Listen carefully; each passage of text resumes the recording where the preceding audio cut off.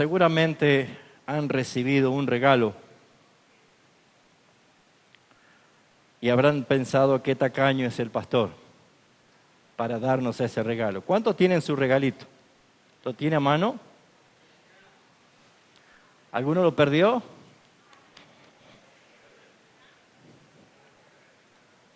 ¿Lo tiene o no? ¿Sabe qué es? Una semillita de mostaza. Bueno, no le voy a pedir que lo tenga todo el tiempo así porque no va a poder buscar en la Biblia, pero busque dónde llevársela. O la Biblia quizás sería entre las hojas un lindo lugar para que cada vez que la vea se acuerde de esta enseñanza del Señor Jesús. Es una parábola. Y creo que es muy importante porque hoy vamos a escudriñar una de las parábolas del Señor que hace referencia principalmente a lo que he titulado No menosprecies las cosas pequeñas. Y yo sé que cuando iban llegando, iban entrando y el hermano Juan José le habrá dicho, este es un obsequio del pastor. Primero le causó algo extraño, curiosidad, ¿qué es esto? ¿Sí? Y lo segundo es la incomodidad, ¿qué hago con esto? ¿Sí? ¿Dónde lo pongo? Entonces comenzamos a buscar la creatividad para ver dónde ponerlo. Algunos lo pusieron en el estuche de sus anteojos, otro en un pastillero. Eduardo, ¿dónde? ¿En un papelito? ¿Hiciste un papelito? ¿Sí? Y algunos dicen, le va a crecer un árbol, ¿no? Pero bueno,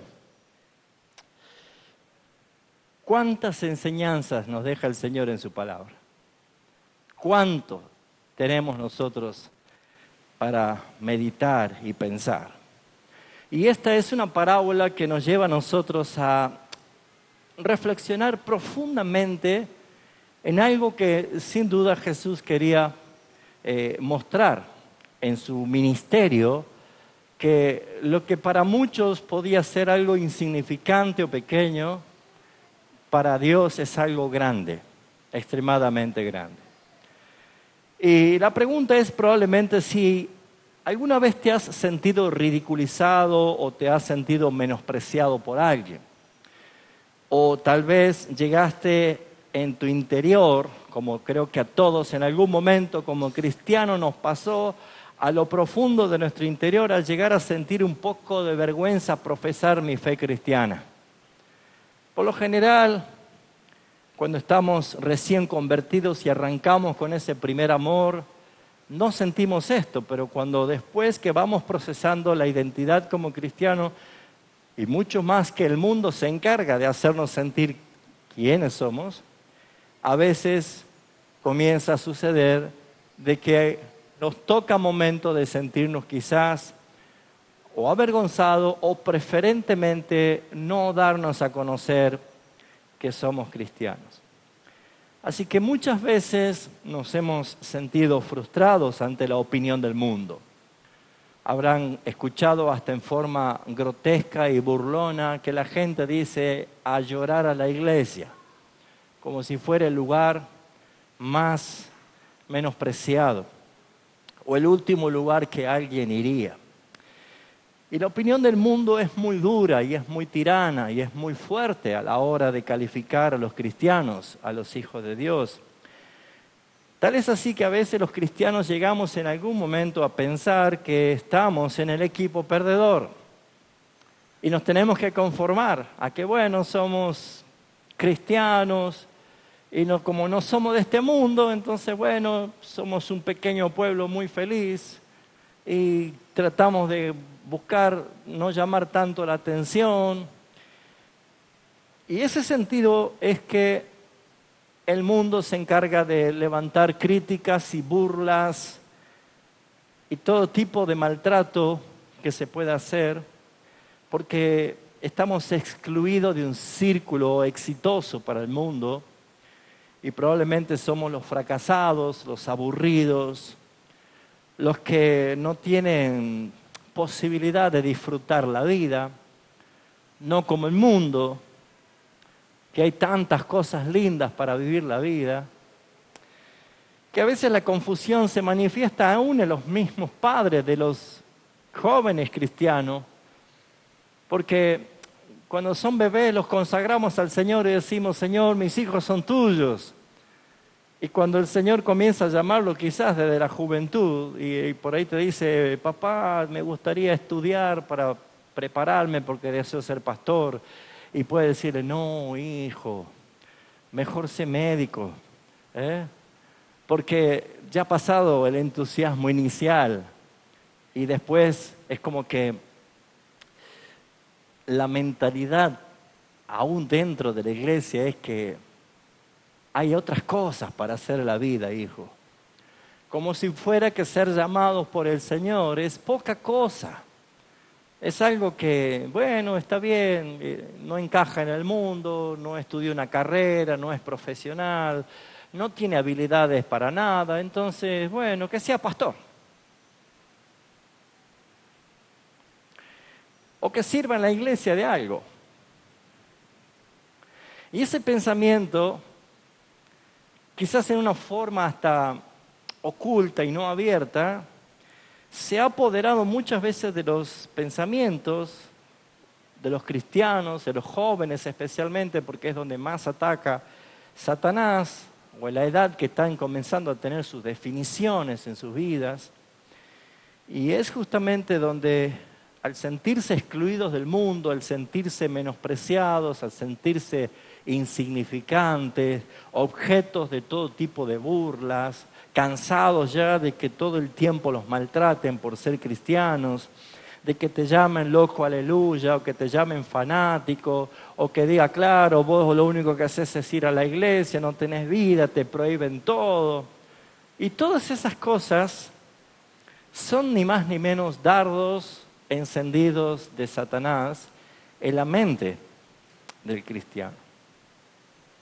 Jesús estaba en un incidente con los fariseos.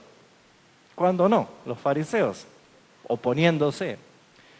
Y es el momento en el cual Jesús da esta parábola, que en realidad son dos, pero yo me voy a encargar de una, en cuanto al milagro que había hecho Jesús de sanar a una mujer encorvada en el día de reposo. Y está en el Evangelio según San Lucas, capítulo 13, Lucas 13, y vamos a tomar lectura solamente 2 versículos, que es donde quiero que meditemos esta noche.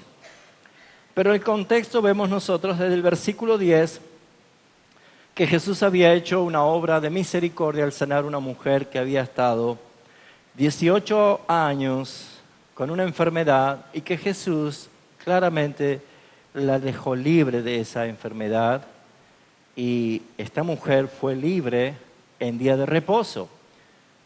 Y entonces los fariseos se enojaron y le dijeron a todos, tienen 6 días para trabajar, vengan esos días a ser curados y no justo en el día de reposo. Y Jesús vuelve a tratar a los fariseos como hipócritas al decirle, ¿que acaso no desatan ustedes a su burro o a su buey el día de reposo y lo llevan a beber agua?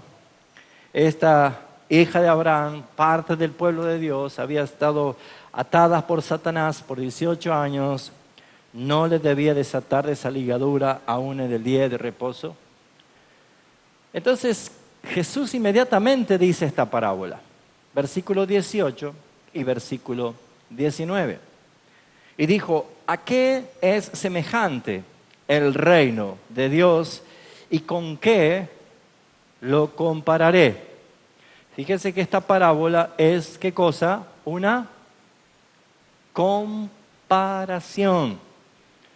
Usted verá que tiene su semillita allí de mostaza en su mano y no es literal, pero es una comparación que nos va a ilustrar una enseñanza. Y esto es lo que Jesús hace. Usa una parábola para comparar el tema que va a exponer, el reino de Dios. A ver, ¿a qué es semejante el reino de Dios? O mejor, ¿con qué puedo comparar? Estaban los fariseos, estaban los judíos, estaban los discípulos y estaba esta mujer sanada. Y seguramente Jesús, hablando del reino de Dios, ¿a qué puedo comparar? Uno va a tratar de imaginarse de algo grande, de algo mega, de algo poderoso, de algo verdaderamente extraordinario. Y Jesús dice, ya sé con qué voy a comparar. Es semejante al grano de mostaza. Sí, eso es lo que usted tiene en su mano. Jesús dijo, el reino de Dios es semejante a ese grano de mostaza. ¿Vio que usted no sabe qué hacer con eso? Si hasta ya lo perdió o no se lo cayó, o qué incómodo, ¿dónde pongo esto? ¿Qué hago con esto? Pero Jesús dice, ¿qué es lo que se hace con esto? Y dice, es semejante a un grano de mostaza que un hombre tomó. ¿Y qué más hizo? Y sembró en su huerto. Y creció y se hizo árbol grande. Y las aves del cielo anidaron en sus ramas. Así que usted no solo tiene una semillita de mostaza en su mano, sino que dentro de esa semillita hay ¿qué cosa? Un árbol grande. Es un árbol grande. Y según el principio de Génesis capítulo 1, cada semilla tiene vida. Y esa semilla se hace un árbol que sale fruto, que tiene más semillas, y que esas semillas, si se plantan, salen otros árboles que dan más fruto y que tienen más semillas. Así que no solo tiene una semilla chiquitita, sino que tiene un árbol, que ese árbol tiene frutos, que ese fruto tiene más semilla y tiene más árboles. O sea que lo que usted tiene es un bosque, ¿no es cierto? ¿Ya exageré? No. Es una enseñanza muy clara en la cual nosotros tendríamos que prestar atención, porque ¿qué es lo que tú sientes al leer una parábola como esta? ¿Para enseñar qué? ¿Para explicarle qué cosa a los discípulos? Para poder entender qué es lo que Jesús le estaba diciendo y cuál sería la aplicación y cómo podemos extraer este mensaje para la enseñanza nuestra hoy, para poder de esta forma aplicarlo. Así que si usted se ha sentido pequeño, menospreciado, menoscabado, si se ha sentido olvidado, si se ha sentido frustrado, si usted piensa incluso que va a una iglesia pequeña, que una iglesia no crece, que no pasa nada, ¿qué perspectiva diferente tiene Dios? ¿Y qué es lo que podemos aprender esta noche? ¿Vamos a orar? Oremos. Padre Dios, gracias por tu palabra, pero sin la luz de tu Espíritu Santo alumbrando nuestros ojos y la interpretación de tu palabra correcta no sería para nosotros provechosa, pues haríamos mal las cosas. Apelamos a tu voluntad, a tu buen corazón, amplio y misericordioso, y a la obra perfecta de tu Espíritu Santo para que de tu palabra hoy puedas hablar a nuestros corazones y especialmente a los que tú hoy has traído para escucharla. Sí, Señor, así como un grano pequeño de mostaza, así somos nosotros, sembrados en tu huerto, Señor. ¿Qué esperas de mí, Señor? ¿Qué esperas de esta iglesia? ¿Qué esperas de tu reino?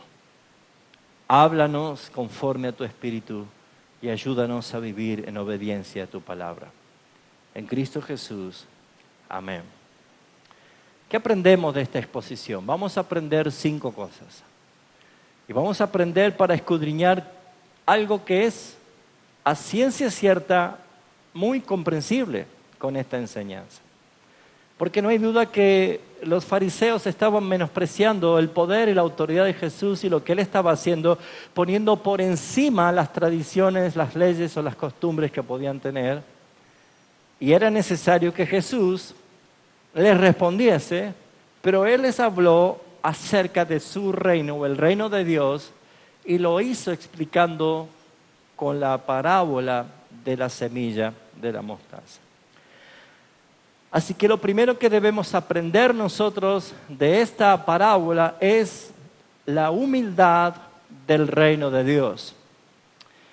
Puesto que dice la palabra de Dios que la semilla era un grano de mostaza. Y es una de las semillas más pequeñas que hay. Probablemente haya más pequeñitas que esta, pero no se equivoca Jesús al escoger los elementos comparativos, puesto que esta semilla tiene algo que otras semillas, por más pequeñas que sean, no lo tienen. Esta semilla, dentro de esa semilla que usted tiene, hay un árbol gigante. ¿Amén? ¿Puede ver el árbol gigante allí? ¿La tiene ahí? ¿La puede ver? No. A nuestros ojos son cosas imperceptibles, son cosas probablemente tan pequeñas que pasa por encima de nuestra atención y que es probablemente que hasta nos incomode tenerla a la mano y que más tarde ni siquiera sepamos dónde está. Es muy posible que nosotros, como cualquier persona, también tengamos un criterio errado acerca de las cosas pequeñas.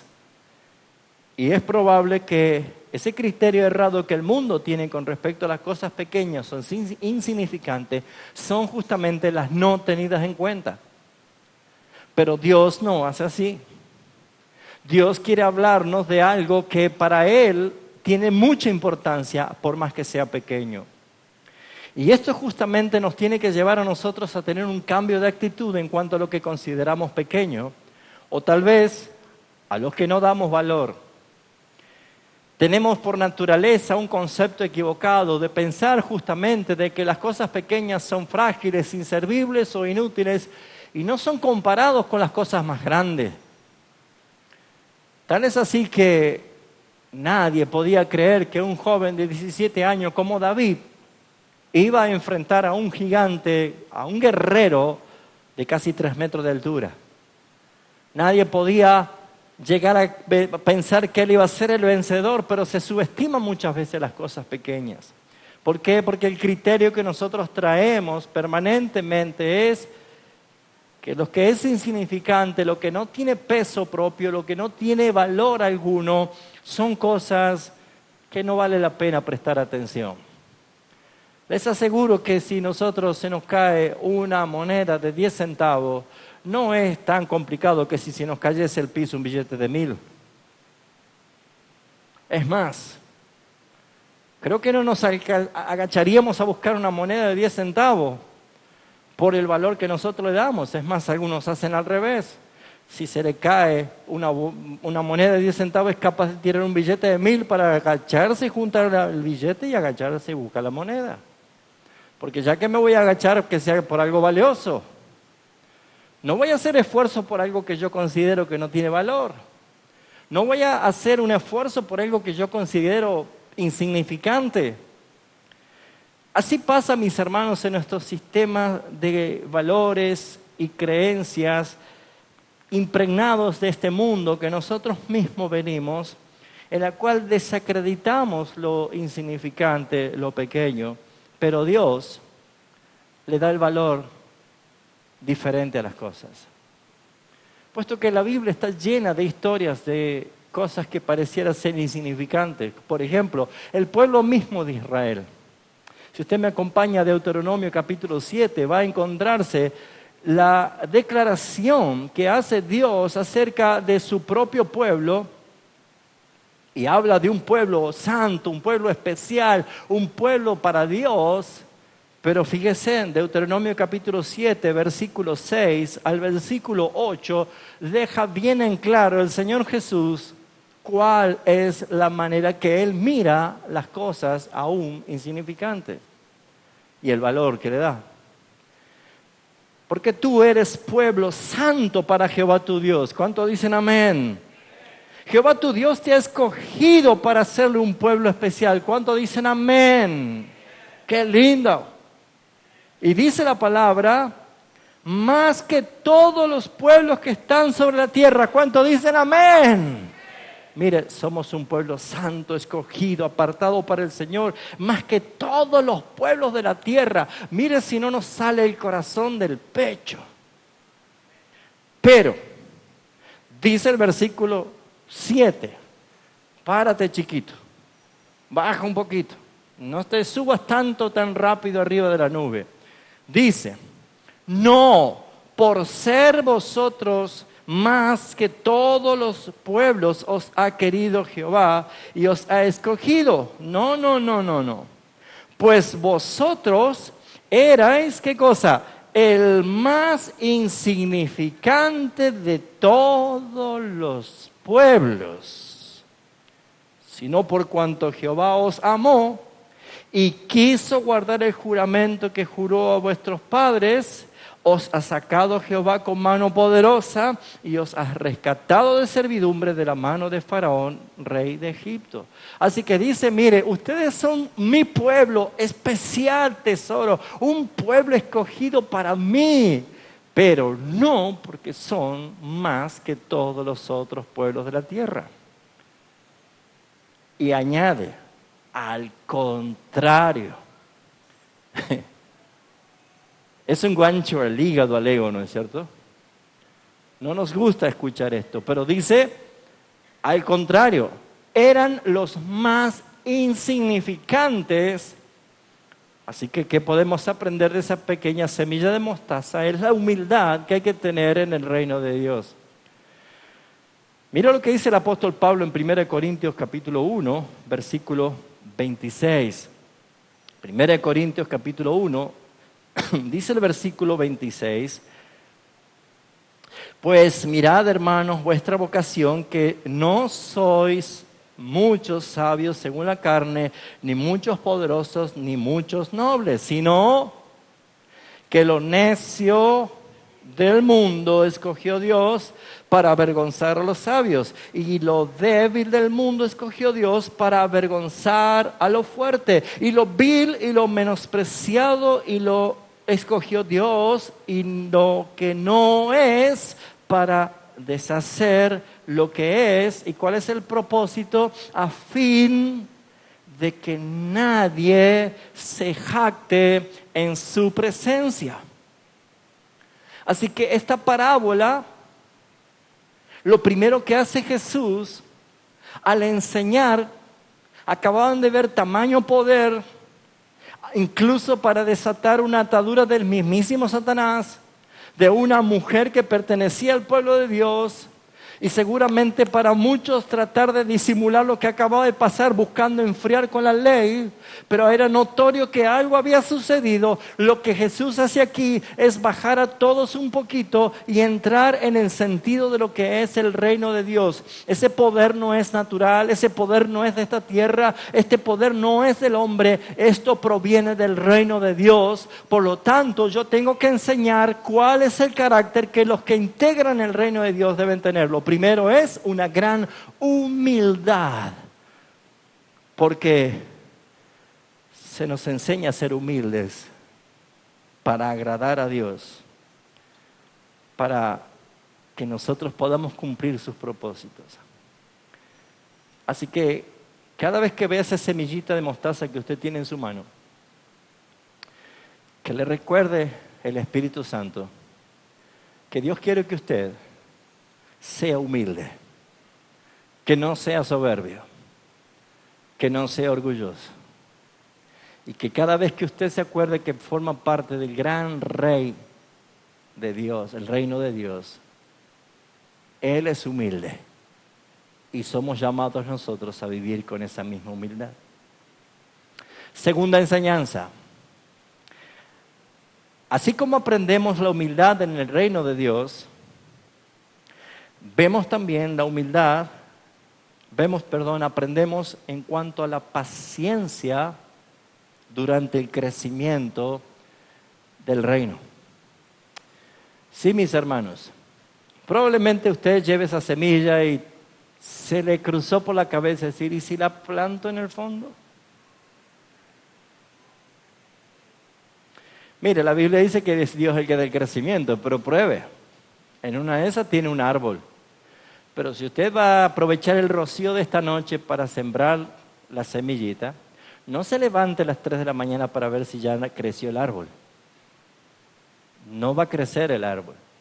Ni tampoco mañana se levante temprano para ir a ver si ya brotó. No es así, porque aprendemos de esta parábola la humildad, pero también aprendemos de esta parábola la paciencia que debemos tener en el crecimiento. Sí, mis hermanos, la humildad la vemos claramente en que el Señor hace cosas de lo que no es. Allí vemos el ejemplo de Abraham, mis hermanos. Abraham, ya viejo, su esposa vieja, sin hijos, y Abraham le dice, vas a ser padre de una multitud.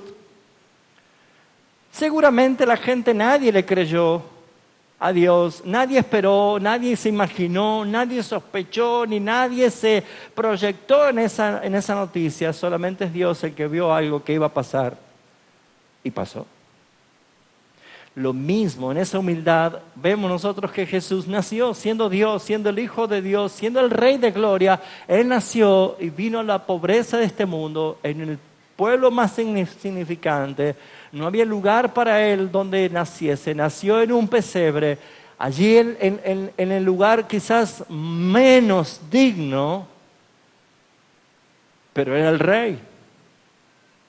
Así que tenemos suficientes cosas para aprender acerca de la humildad, pero ahora nosotros tenemos que aprender lo que es la paciencia en el crecimiento. Dice que tomó la semilla y la sembró en su huerto. No la sembró en cualquier huerto, la sembró en su huerto. Por lo tanto, el Señor hace de nuestras vidas potenciales árboles fructíferos. Si usted es un hijo de Dios, jamás quedará sin fruto. Amén. ¿Sabía eso usted? El que no fructifica es porque no es hijo de Dios, pero el que tiene fruto, el que fructifica, el que crece, es porque es un hijo de Dios. Y claramente vemos nosotros de que el Señor dice que tomó esta semilla. Un hombre tomó esta semilla, tomó este grano y lo sembró en su huerto. No en cualquier lugar. Cuando dice su huerto está hablando de una tierra ya preparada, una tierra fértil, ya despedregada, una tierra ya ha sido regada, ya ha sido hecho un vallado de protección, ya está con todo el cuidado necesario para que pueda dar fruto. Es un lugar donde está todo listo, todo preparado para que crezca. Mis hermanos, usted y yo estábamos muertos y errantes en este mundo, pero nos hizo nacer en el Espíritu, nos hizo nacer como nueva criatura, pero nos trajo a un lugar, el lugar que Dios preparó para que usted fructifique. Y ese lugar es la iglesia, donde usted está para crecer, está para fructificar, no para ser un árbol que anda saltando por todos los jardines del vecindario para ver dónde va a fructificar, sino que Dios lo arraigó en un lugar para que crezca, para que sea cuidado, para que usted pueda alcanzar la altura necesaria y que pueda fructificar para su gloria. Pero eso lleva tiempo y debe haber paciencia. Puesto que cada uno de nosotros vemos, hermanos, de que así como Isaías capítulo 5 habla de cómo es la preparación de la viña, es el mismo Dios el que prepara todas las cosas para que usted pueda crecer. Dios ha puesto hombres que han recibido la capacitación y los dones de parte del Señor para poder ministrar a la iglesia a fin de que puedan crecer y alcanzar la plenitud y la estatura de Cristo.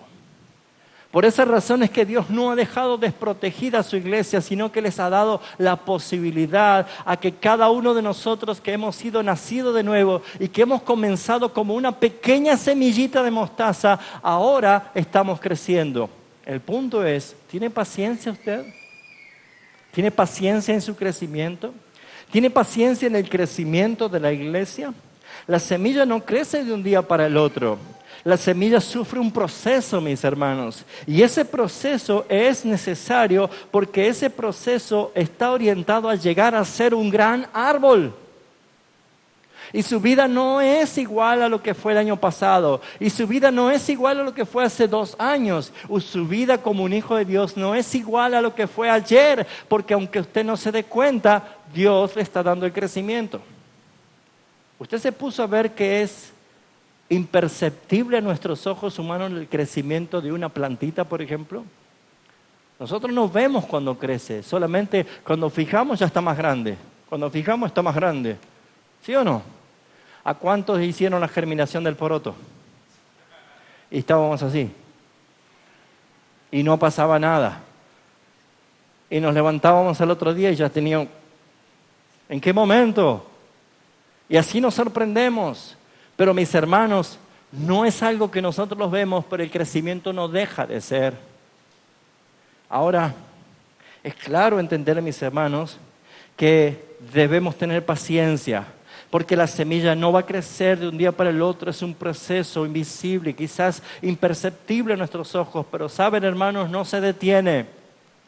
La iglesia local que usted congrega, a la que usted es miembro, a la que nosotros estamos aquí, aunque pareciera que a sus ojos que estamos estancados, que no pasa nada, hermanos, eso es lo que nosotros pensamos.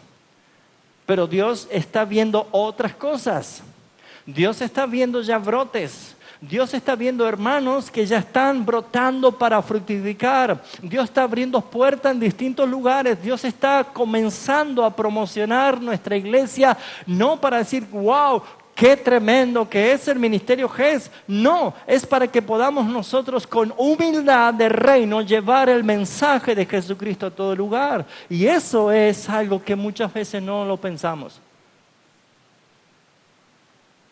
Porque el que está en la iglesia como un verdadero miembro del cuerpo de Cristo, no la critica, sino que ora por ella. Yo me voy de esa iglesia porque ahí no pasa nada. Ahí no hace nada. Está estancada, está fría. Y hermanos, la mejor evidencia es darnos cuenta que Dios nos disciplina. Y no es poca cosa. Nuestra iglesia está creciendo, aunque muchas veces nosotros no lo vemos. Estamos siendo nosotros movidos por el Señor a través del viento del Espíritu Santo para avivar nuestros corazones. Ahora estamos comenzando una etapa de oración que antes no la teníamos. Ahora estamos buscando extendernos como antes no lo hacíamos. Y de pronto estamos viendo que hay más hermanos con hambre de Dios de estudiar la palabra. Y empezamos a ver que Dios de alguna forma está abriendo lugares para abrir una radio, para abrir un comedor, para abrir una casa de oración. Los jóvenes comenzaron con grupos pequeños y están estudiando la palabra cuando antes no lo hacíamos. Y usted dirá, la iglesia no pasa nada. Se va a dar cuenta que no es así. Dios está haciendo cosas, mis hermanos, que a lo mejor son imperceptibles a nuestros ojos, pero Dios lo está haciendo. Y lo que más debemos nosotros dar gracias a Dios es que Él no nos ha abandonado. Él nos está regando con la gracia y la misericordia cada día. Nos está abonando con su palabra fértil que va a hacer que nosotros crezcamos. Nos está desbichando, mis hermanos. ¿Siente cuando Dios está desbichando su vida? ¿La siente o no? ¿Sabe, mis hermanos, que el Señor cuando tiene que podar, va a podar? ¿Sabe que el Señor cuando hay hierba mala enredada en su planta buena, la va a sacar? No nosotros. Mis hermanos, lo mejor que podemos ver nosotros como el crecimiento que Dios va dando a su iglesia y tener paciencia en lo que Él está haciendo es justamente porque bien o mal se está aplicando disciplina bíblica aunque sea con el dolor que eso significa, porque el mismo hebreo dice no es causa y motivo de gozo, pero después vemos fruto apacible, donde vemos en la restauración de los hermanos, en la reinserción de los hermanos al servicio, ya con el aprendizaje, ya con las cicatrices de sus heridas sanadas, ya con la autoridad que Dios nos da, ya con la oportunidad que Dios nos da a nunca más volver a caer en lo mismo, sino a seguir adelante, a poder tener sabiduría, a poder tener mayor discernimiento. Hermanos, díganme si eso no es obra de Dios. Así que no critiques a tu iglesia, ora por ella, porque aunque tú no hagas nada y no veas que nadie hace nada, Dios sigue haciendo todos los días lo que tiene que hacer. La mejor forma de traer temor a la iglesia es cuando Dios interviene disciplinándola. Fíjense en Hechos de los Apóstoles, capítulo 5, el versículo 11. Después que un matrimonio que intentó mentir al Espíritu Santo, sustrayendo algo que le pertenecía a ellos, se llamaba Ananías y Zafira. ¿Conocen la historia esa?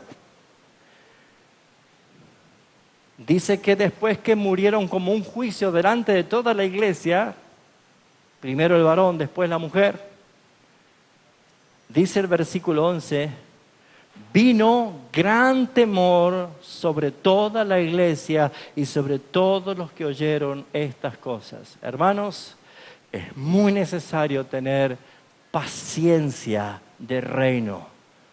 Dios está obrando en tu vida. Dios está obrando en la vida de mi hermano que está al lado mío. Dios está obrando, no se está deteniendo. Pero ¿cómo va a estar obrando si sigue siendo el mismo holgazán, el mismo flojo, el que no hace nada, el que tengo que estar siempre diciéndole las cosas? Esa es su percepción.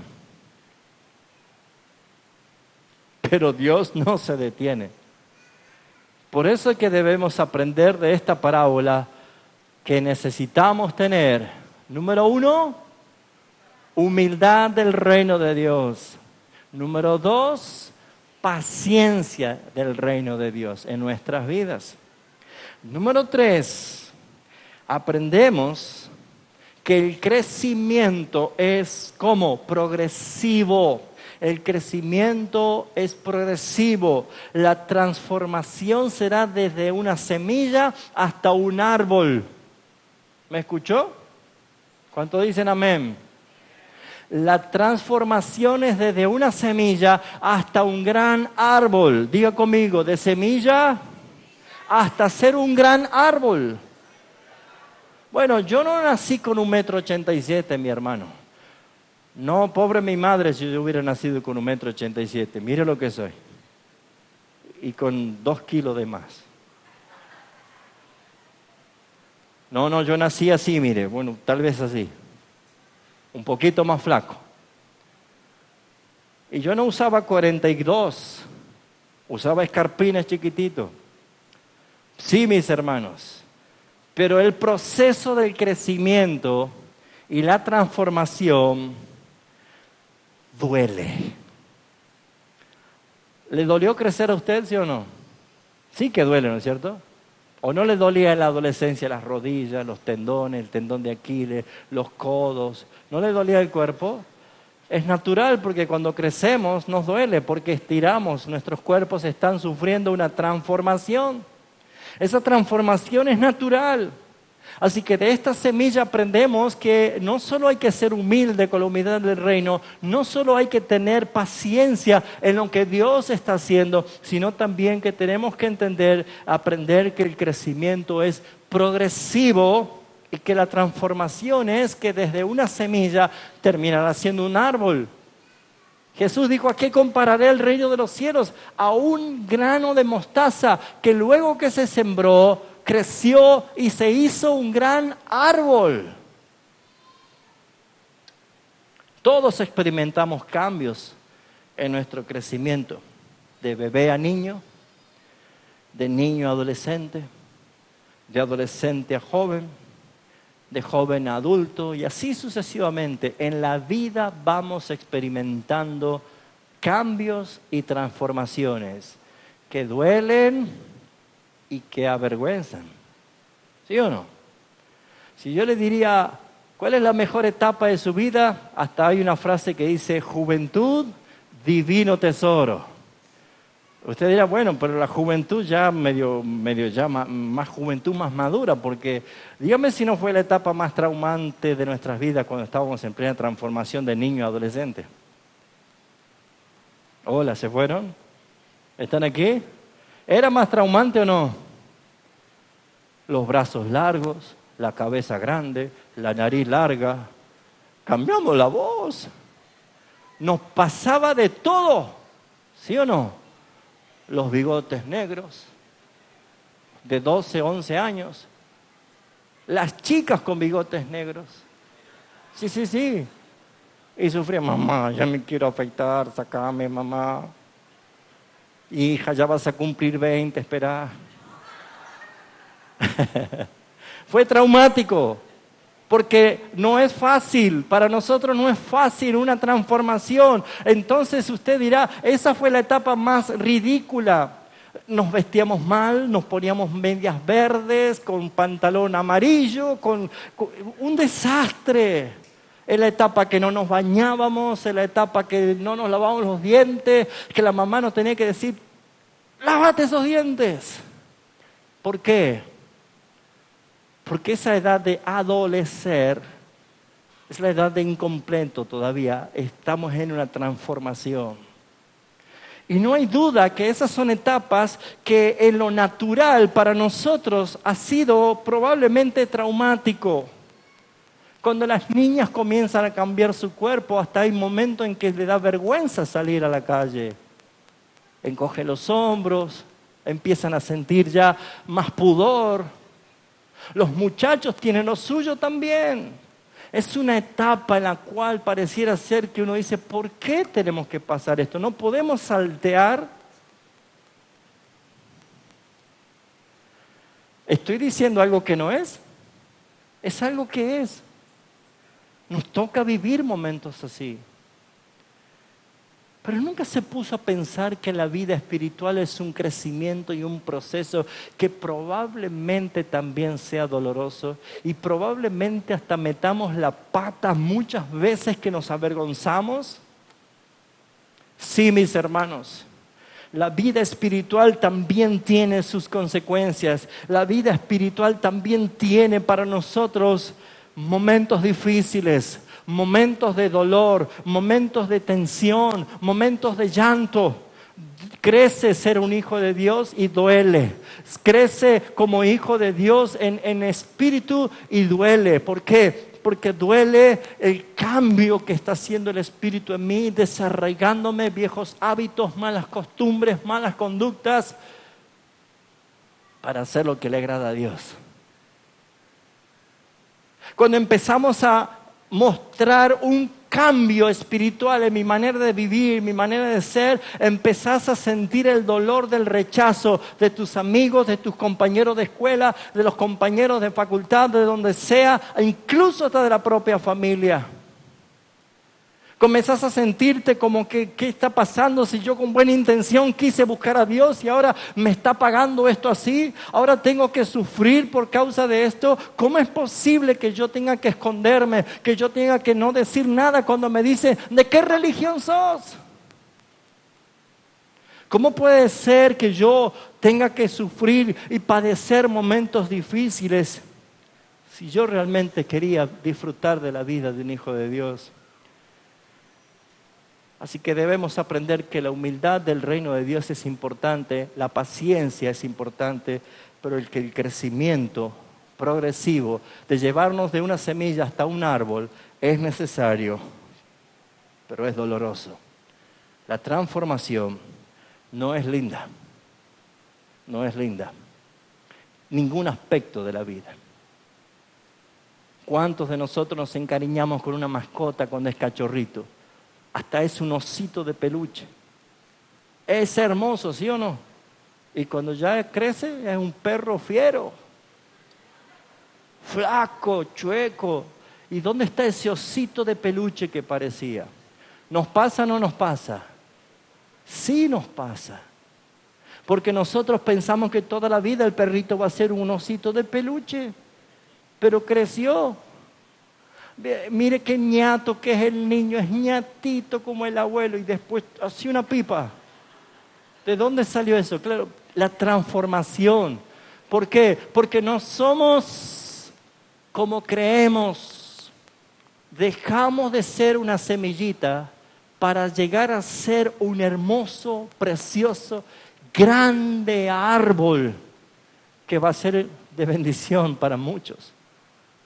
Así que si usted hoy se está viendo así, feo, flaco, espiritualmente sin forma, no puedo orar, no puedo leer la Biblia, no puedo mantener una dinámica de vida espiritual. Un día estoy abajo, un día estoy arriba, se siente frustrado, se siente mal. No haga nada usted. Tenga paciencia, tenga humildad y sepa que el crecimiento lo está dando Dios. Él no se equivoca. O nunca tropezó con el capítulo 1 de Génesis cuando dice en el versículo 31, y vio Dios que todo lo que había hecho era bueno en gran manera. La obra terminada en usted y en mí será tan perfecta, tan preciosa, que glorificará el nombre del Señor. Así que quédese en las manos del Señor, puesto que el Señor es el que hace las cosas. Soporta las burlas, soporta el dolor, soporta las aflicciones. Este mundo te va a promover y te va a proveer de lo que tú quieres, pero ¿sabes? Es mentira. El único que sabe lo que está haciendo es Dios. Por eso es que Él nos lleva a meditar que debemos transformarnos desde una semilla hasta un árbol. Pero ¿puedes ver la transformación en tu vida espiritual? ¿Alguno de ustedes está notando algún pequeño cambio de estos años que viene congregando? ¿Será que usted está sintiendo que ya no es igual que antes? Bueno, déjeme decirle que aunque usted no se dé cuenta, Dios está haciendo la obra. Y usted, la iglesia, su reino, está creciendo. Gracias por ese entusiasmo, hermano. ¿No le entusiasma? ¿No le gusta saber que usted está creciendo? ¿Que la iglesia está creciendo? Ahora, ¿qué está creciendo, pastor? Si se va gente, cada vez somos menos. ¿Pensó usted? ¿Pensó eso usted? Es natural que pensemos así. Pero no se meta conmigo. Hable con el que edifica. Hable con el dueño. Hable con el que dice yo sé lo que hago. Hable con el que jamás fracasó ninguno de sus intentos. ¿Por qué? Porque está profetizado que su reino será un reino grande y poderoso. Acompáñenme a Daniel capítulo 2. El sueño que perturbó al rey Nabucodonosor lo llevó a pensar qué es lo que estaba pasando, porque él soñó algo que se olvidó y él quería que le revelen el sueño y su interpretación. Nadie podía hacer eso, pero hay un Dios, dijo Daniel, en los cielos, que revela los sueños. Daniel capítulo 2, después que Dios le reveló el sueño, desde el versículo 34, después que había hablado de la estatua de Nabucodonosor, que su cabeza era de oro, que sus brazos eran de hierro, que de plata, que su vientre era de bronce y sus piernas de hierro y sus pies de hierro mezclado con barro. Era la descripción de la estatua del sueño. Dice el versículo 34, estabas mirando hasta que una piedra fue cortada, no con mano, e hirió la imagen en sus pies de hierro y de barro cocido y los desmenuzó. Entonces fueron desmenuzados también el hierro y el barro cocido y el bronce, la plata y el oro, y fueron como tamo en las eras de verano, y se los llevó el viento sin que de ellos quedaran rastro alguno. Mas la piedra que hirió la imagen que fue hecha dice un gran monte, que ¿qué hizo? Que llenó toda la tierra. Fíjense ahora el versículo 44. Dice, y en los días de estos reyes, el Dios del cielo levantará un reino. Levante la mano los que pertenecen a ese reino. Levantará un reino que dice, no será, ¿qué dice? Un reino, léalo fuerte, que dice que jamás será destruido, ni será un reino dejado a otro pueblo. Este reino desmenuzará y consumirá a todos estos reinos, pero Él permanecerá para siempre. Una pequeña piedra rompe una estatua y se hace un gran monte que llena toda la tierra y que jamás es destruido. ¿Ve cómo Dios comienza con algo pequeño? ¿Qué crees que eres tú? ¿Qué crees que eres tú? Que Él te escogió porque eras sabio, poderoso, elocuente, inteligente, mucha destreza para hacer las cosas. No, mi hermano. Nunca te olvides del primer punto. Lo vil, lo desechado, lo rechazado de este mundo, lo que no es, escogió Dios. Él se glorifica, sí, mis hermanos. Desde esa pequeña semilla que tú tienes en tus manos, piensa por un momento, esa semilla soy yo, Señor. ¿En qué etapa estoy?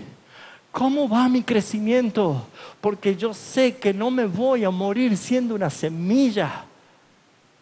Señor, tú me tomaste y me pusiste en tu huerto para crecer.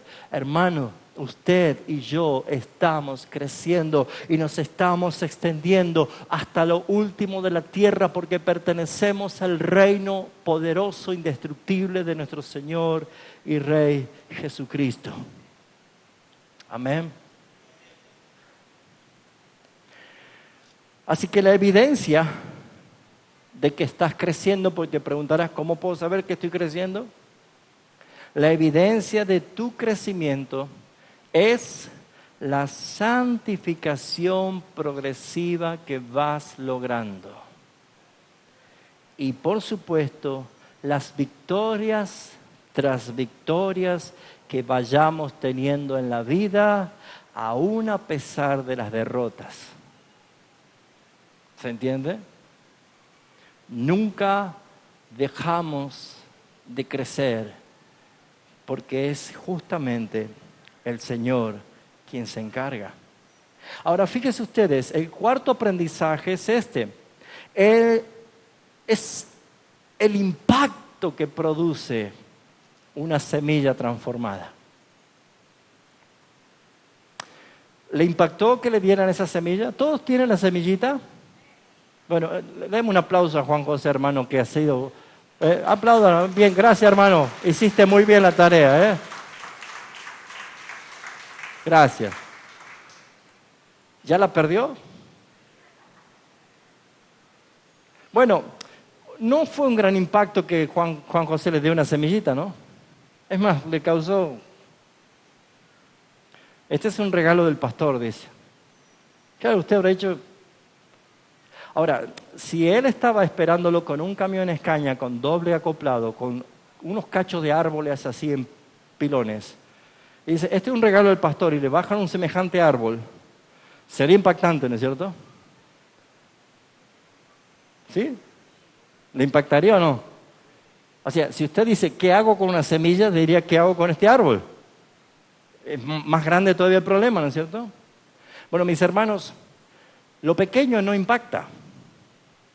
Por naturaleza, lo pequeño es algo insignificante, es algo quizás sorpresivo, pero no nos impacta, no nos interesa. Perdemos el foco porque buscamos y miramos lo grande. Buscamos el éxito, buscamos el triunfo, buscamos lo grande, lo mega. Lo pequeño casi no es novedad. Pero el cuarto aprendizaje, según la parábola de la semilla de mostaza, es encontramos lo que dice que luego que este hombre tomó la semilla y la sembró en su huerto y creció, ahora es el impacto. Dice, y se hizo árbol grande. No dice un gran árbol, dice árbol grande, que no es lo mismo que un gran árbol. ¿Me entienden la diferencia?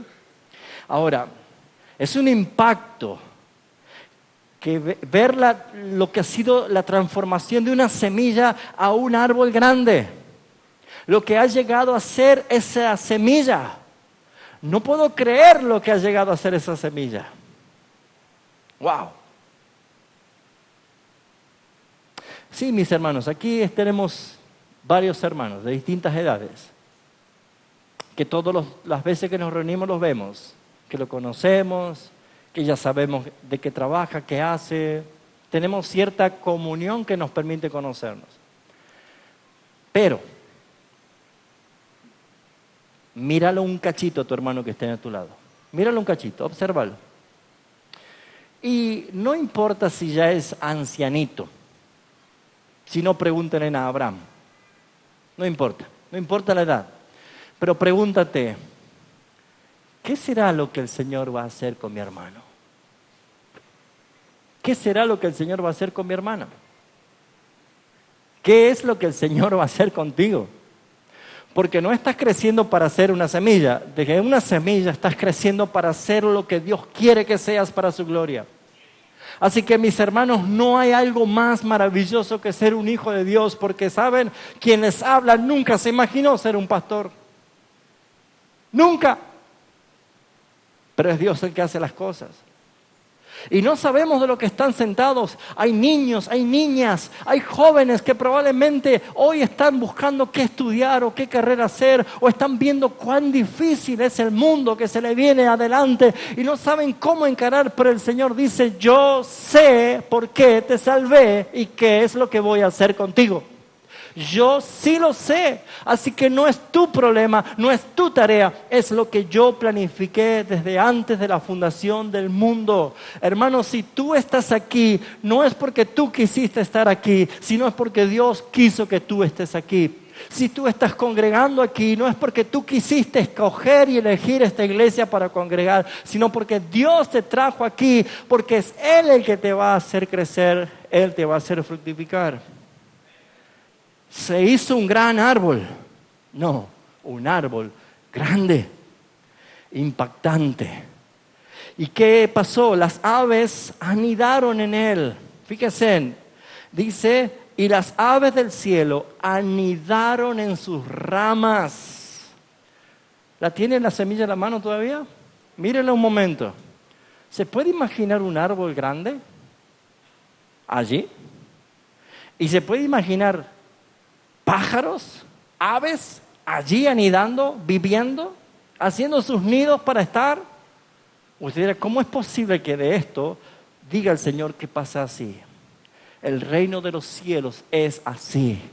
Y un reino está integrado por súbditos de un rey. Un reino está integrado por la iglesia de Jesucristo. Y la iglesia de Jesucristo somos nosotros los redimidos por la sangre del Cordero. Por eso, mis hermanos, que este mensaje es para tu vida, para mi vida, para que no sientas que estás más desperdiciado, ni que sientas que eres una persona que no es insignificante, que no tienes valor en la vida. No lo es. Eres valioso, eres precioso, eres realmente un plan de Dios, eres un proyecto de Dios. Es hora que la tierra sea llena del conocimiento de la gloria de Dios y lo hará solamente a través de su iglesia. Es hora que tú y yo seamos sal y luz de este mundo. Es hora que la iglesia comience a levantarse para ser la antorcha que alumbra, para que los que están en maldad huyan porque aborrecen la luz. Y los limpios busquen la luz. Pero eso es tarea de la iglesia.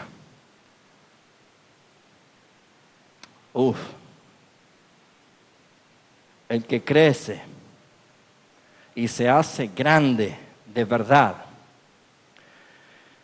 es humilde, muy humilde.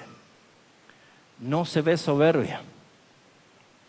Se hace atractivo a los demás que quieren venir a anidar cerca de él. para recibir las bendiciones que Dios le da a esa persona. ¿En qué etapa de tu crecimiento estás? ¿Estás tan feo que nadie te quiere ver todavía? Tranquilo, forman parte del crecimiento. Pero si tu hablar, si tu testimonio, si la luz de tus ojos cuando miras, si cuando das consejos, cuando abrazas a alguien, cuando consuelas a alguien, cuando abres tu Biblia, cuando compartes con alguien, eres agradable a otros, no eres tú, es el Señor a través de tu vida. Y eso es lo que debemos nosotros llegar. Eso es lo que debemos empezar a ver que hay en la iglesia, hermanos que comienzan a ser agradables, que queremos estar, que queremos oírles, que queremos escucharles, que queremos verles, que aprendemos de lo que hace. Estos hermanos son los que han crecido en verdad. Y se los ve llenos de fruto. Tal es así que pasan a ser bendición para otros. Así que una iglesia que vive y representa el reino de Dios se hace grande por méritos de Dios y no por los hombres, no por el favor del hombre, sino por el favor de Dios, no por lo que la destreza del hombre haya alcanzado, sino por la soberanía y la autoridad que Dios ha hecho todas las cosas. Por eso, mis amados hermanos, ya que Dios es el que da el crecimiento, descansemos en Él. Hechos 2:47 apoya esta verdad.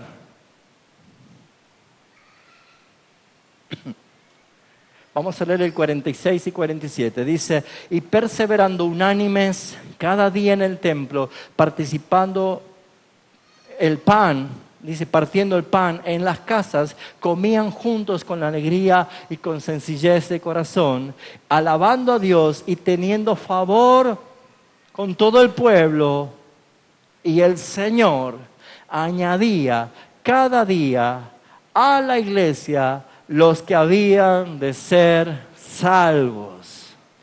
Es el Señor el que hace. Pero usted sea alguien que hace y cumple lo que Dios quiere que haga, teniendo favor para con todo el pueblo, y el Señor se encarga del resto.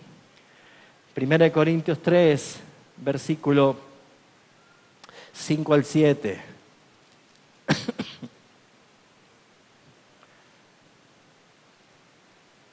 ¿Qué pues es Pablo? ¿Y qué es Apolos? Servidores, por medio de las cuales habéis creído, y eso según lo que a cada uno concedió el Señor. Yo planté, dice Pablo, Apolos regó, pero el crecimiento lo ha dado Dios. Así que ni el que planta es algo, ni el que riega, sino Dios que da el crecimiento. Dios es el que te está haciendo crecer, amado hermano, hermana. Dios es el que se está encargando de tu vida, que no quedará inconclusa la obra, que no quedará inconclusa con ninguna intención del mismísimo diablo ni todas las fuerzas de las tinieblas. Porque no puede prevalecer contra la iglesia las puertas del Hades. No, dijo el Señor, yo edificaré mi iglesia. Una iglesia que vive y que representa a Dios es una iglesia que reconoce los méritos del Señor. La iglesia de Jesucristo será levantada así en este tiempo final como la Biblia lo profetiza en Apocalipsis. De tal forma que aún Satanás hará guerra contra la iglesia. ¿Está preparado para la guerra? ¿O usted cree que, nosotros nos vamos, no pasa nada? Revise su teología. Porque ¿con quién va a guerrear Satanás si nosotros nos vamos antes? ¿Cómo? ¿Qué quiere decir, pastor? ¿Que va a haber una gran tribulación? Pero eso no es para Israel. El verdadero Israel, según la palabra, es la iglesia. Así que si usted no sabía esta noticia, bueno, comience a crecer en el crecimiento que da Dios, con su palabra, con su espíritu, con la comunión de la iglesia, comience a prestar atención porque los días que vienen son muy difíciles. Los días que vienen no son propicios para los descuidados. Mis hermanos, necesitamos saber y estar preparados porque el tiempo final glorificaremos al Señor si es así como Él quiere, e incluso dando nuestra vida por causa de Cristo.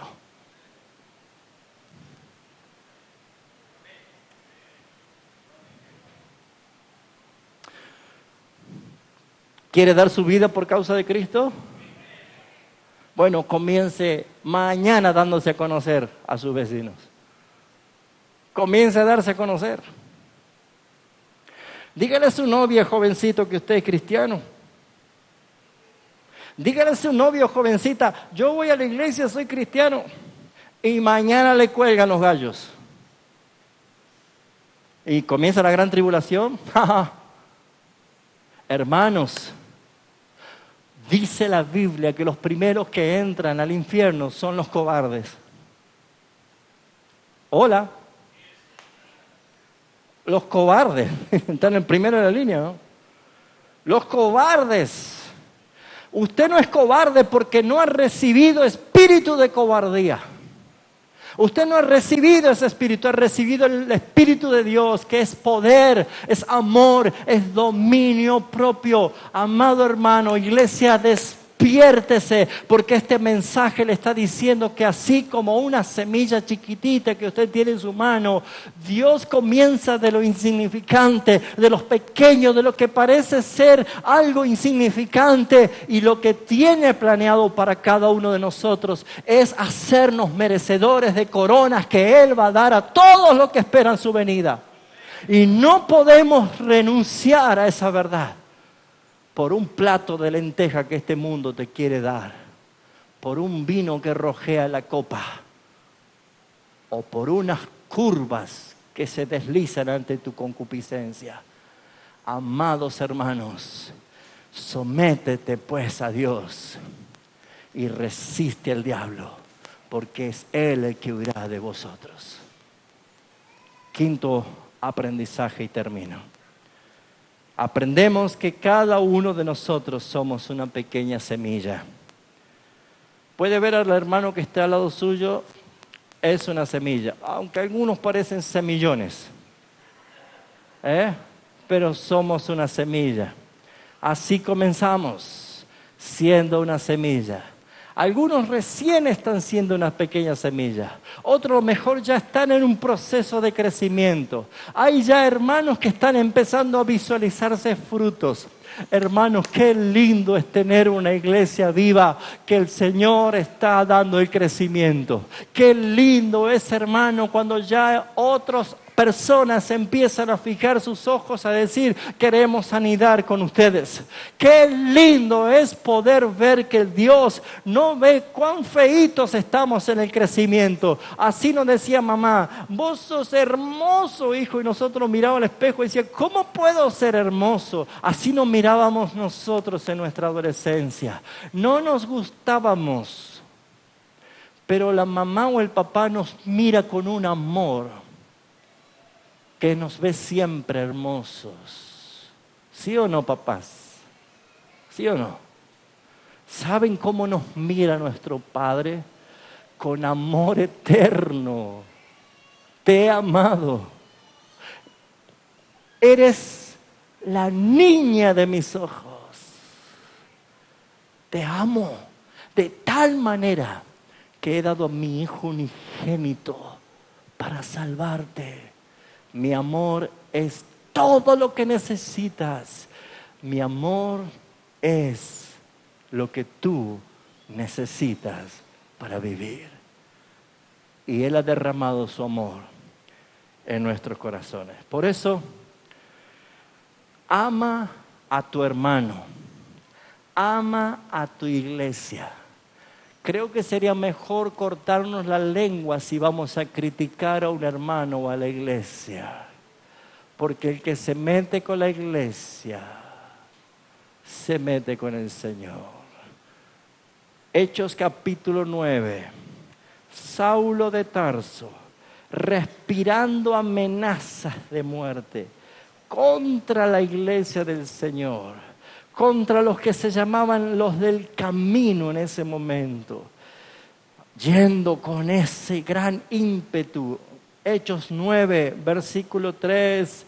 Yendo por el camino, aconteció que al llegar cerca de Damasco, repentinamente le rodeó un resplandor del cielo, y cayendo en tierra oyó una voz que decía: Saulo, Saulo, ¿por qué persigues a estos pobres peregrinos que van camino a la salvación?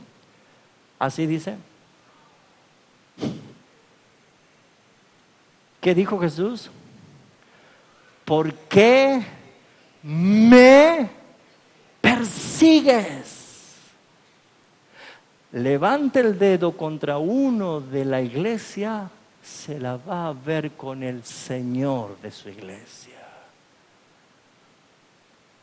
Tenemos tendencia a enojarnos, a criticar.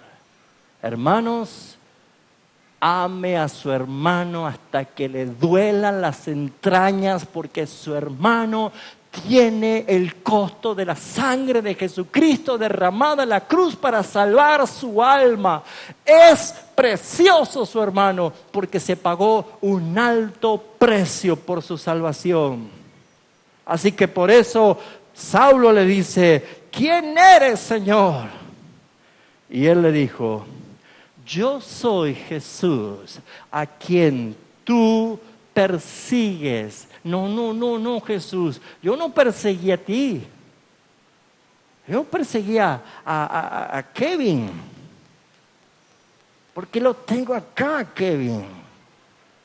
Él es el que debe pagar. Yo contra él, yo amo a Cristo, pero a Kevin no lo puedo ver. Ah, está bien, pensé que era conmigo. ¿Así dice el Señor? No, mi hermano. Dura cosa es dar coces contra el aguijón. ¿Quiere que se lo traduzca al tucumano básico? Es muy doloroso pegarle patadas a un clavo. Yo no lo haría. ¿Usted lo haría? Yo no lo haría. Así de duro es, Señor, así de duro es. Así que, ¿qué vamos a sacar de conclusión en este mensaje? Mire todo lo que usted va a recordar cuando ve esa semillita. Que debe tener humildad, que debe tener paciencia, que debe saber que le va a doler el crecimiento y la transformación no va a ser linda. ¿Qué más? ¿Se acuerda el cuarto?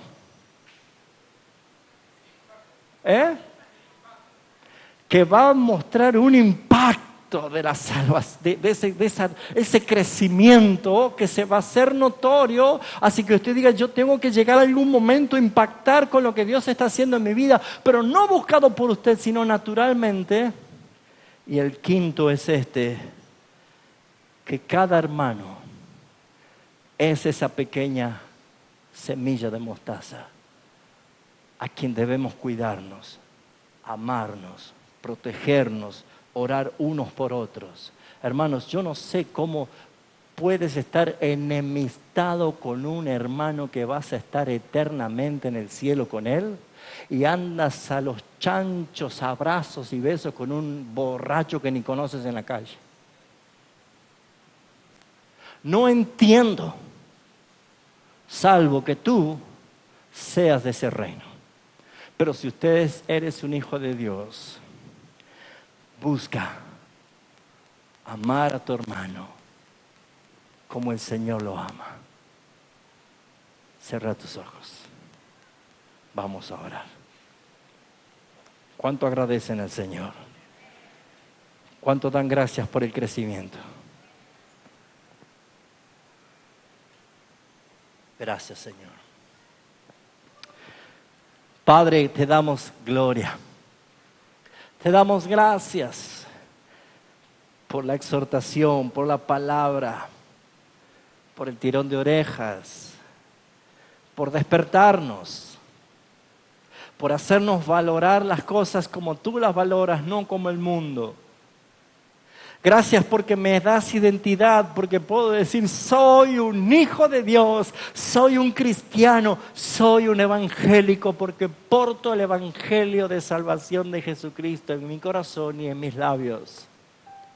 No tengo vergüenza, no tengo temor, Señor, porque en el mundo hay oscuridad, pero tú nos hiciste a nosotros luz para resplandecer. Por eso es que te doy gracias, Señor. Te doy gracias, Señor. ¿Cuánto le dan gracias al Señor? Pues dele gracias al Señor. Dile gracias, Señor, porque me has hablado, por tu palabra. Sigue haciendo crecer mi vida, Rey. Sigue haciendo crecer mi vida. Oh, Señor.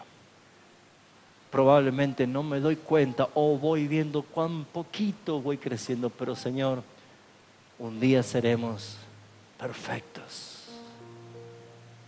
Gracias, Señor. Aleluya. Aleluya. Cuando éramos jóvenes, un poquito más jóvenes que ahora, sabíamos cantar. Poco a poco puedo ver, ¿lo sabe alguno? Cambios bellos en mi ser, Cristo me cambia a mí, me cambia a mí, ya que yo conozco al Salvador, estoy creciendo en su gracia y amor. Cristo me cambia a mí. Y el coro decía, me cambia ya mi Jesucristo. No soy igual a lo que era antes yo. Y aunque yo voy lento, estoy creciendo y un día perfecto yo seré.